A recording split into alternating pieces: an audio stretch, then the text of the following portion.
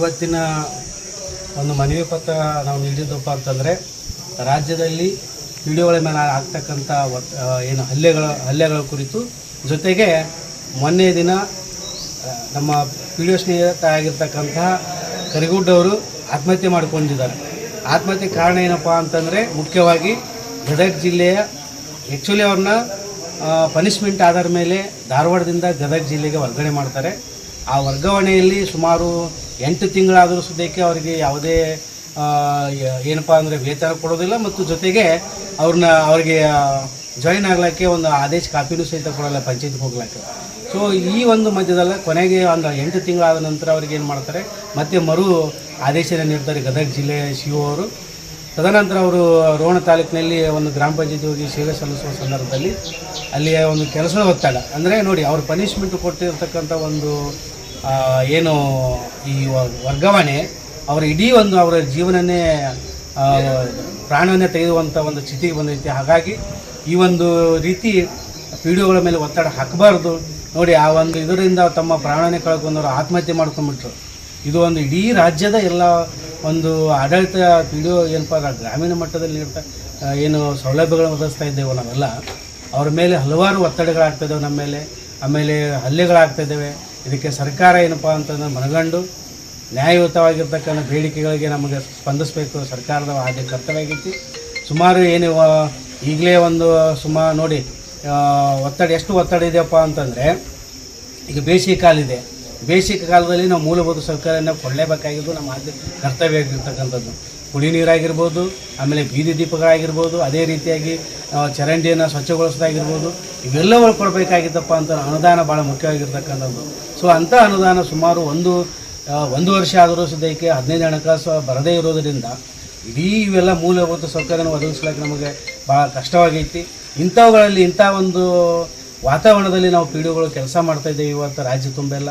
So ಹಾಗಾಗಿ ಸರ್ಕಾರ ಇವೆಲ್ಲವೂ ಮನಗಂಡು ಪಿಡಿಒ ನಮ್ಮ ನ್ಯಾಯಯುತ ಬೇಡಿಕೆ ಆಗಿರ್ತಕ್ಕಂಥ ಇವೆಲ್ಲಗಳನ್ನು ತ್ವರಿತವಾಗಿ ನೀಡಲಿ ಅಂತಕ್ಕಂಥ ಒಂದು ಆಶೆಯನ್ನು ಇಟ್ಟುಕೊಂಡು ನಾವು ಇವತ್ತೇನಪ್ಪ ಅಂದ್ರೆ ರಾಜ್ಯ ತುಂಬೆಲ್ಲ ಪಂಚಾಯತಿ ಅಭಿವೃದ್ಧಿ ಅಧಿಕಾರಿಗಳ ಹುದ್ದೆ B-ಗ್ರೇಡ್ ಸಂಘದ ಅಧ್ಯಕ್ಷನಾಗಿರ್ತಕ್ಕಂಥ ನಾನು ರಮೇಶ್ ನಡಿಗೇರಿ ಇಡೀ ರಾಜ್ಯ ತುಂಬೆಲ್ಲ ಏಕಕಾಲದಲ್ಲಿ ಎಲ್ಲ ಜಿಲ್ಲಾ ಪಂಚಾಯತಿ ಮುಖಾಂತರ ನಾವು ರಾಜ್ಯ ರಾಜ್ಯಪಾಲರಿಗೆ ಒಂದು ಮನವಿಯನ್ನು ಕೊಡುವುದು ಒಂದು ವ್ಯವಸ್ಥೆ ಮಾಡಿರ್ತಕ್ಕಂಥದ್ದು ಸರ್.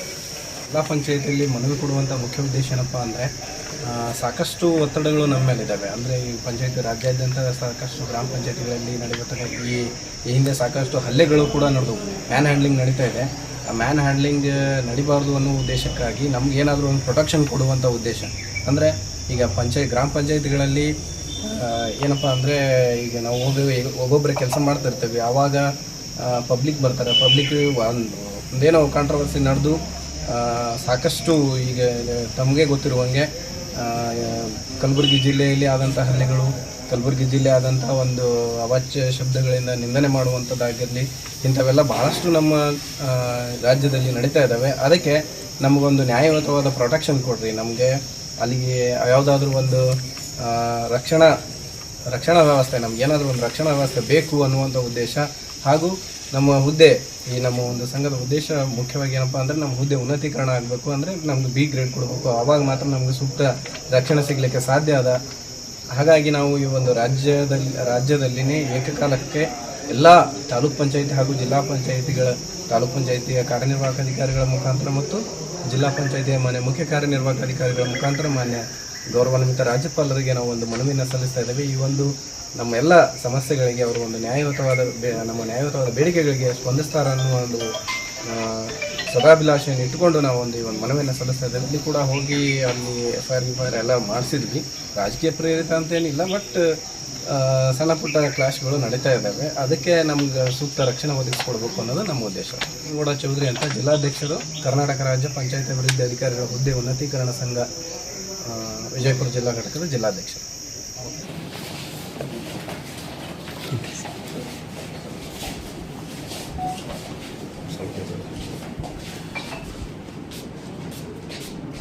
ಓಕೆ, ನಿಮ್ಮ ಮನವಿಯನ್ನು ನಾನು ಜಿಲ್ಲಾ ಪಂಚಾಯತಿ ವತಿಯಿಂದ ಸರ್ಕಾರದ ಸಬ್ಮಿಟ್ ಮಾಡ್ತೀನಿ. Okay sir. ಅವ್ರು ಬಂದಿದ್ದರು ಕುಡಿಯೋದು ಪ್ರತಿಯಲ್ಲಿ ಒಂದು ಕೊಟ್ಟು ಹೋಗಿದ್ದಾರೆ. ಓಕೆ, ನಮ್ಮದು ಎಲ್ಲ ರಾಜ್ಯದ ಎಲ್ಲ ಹುದ್ದೆಗಳು ಪಿ ಡಿ ಹುದ್ದೆಗಳು ಏಕಾದ ಬೀಗಳು ಆಗಬೇಕು ಅನ್ನೋದು ನಮ್ಮದು ಇದೆ ಸರ್. ಈಗಾಗಲೇ 15 ಏನಾಗಿದೆ ಸರ್ ಪಿ ಡಿ ಹುದ್ದೆನ ಬಯಸಿದ್ದಾರೆ. ಇನ್ನು ಉಳಿದು ಮಾಡಿದೆ ಅಂತ ನಮಗೆ ಇನ್ನು ಉಳಿದು ಅವ್ರ ಎಲೆಕ್ಷನ್ ಮಾಡಬೇಕು ನೋಡಬೇಕು ಆಸೆ.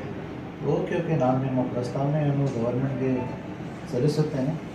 ಆದರೆ ಗವರ್ಮೆಂಟ್ ಹಂತದಲ್ಲಿ ಏನು ಮಾಡ್ತಾರೆ ನೋಡಿ, ಗವರ್ಮೆಂಟ್ ಹಂತದಲ್ಲಿ ಆಗ್ತದೆ. ಓಕೆ.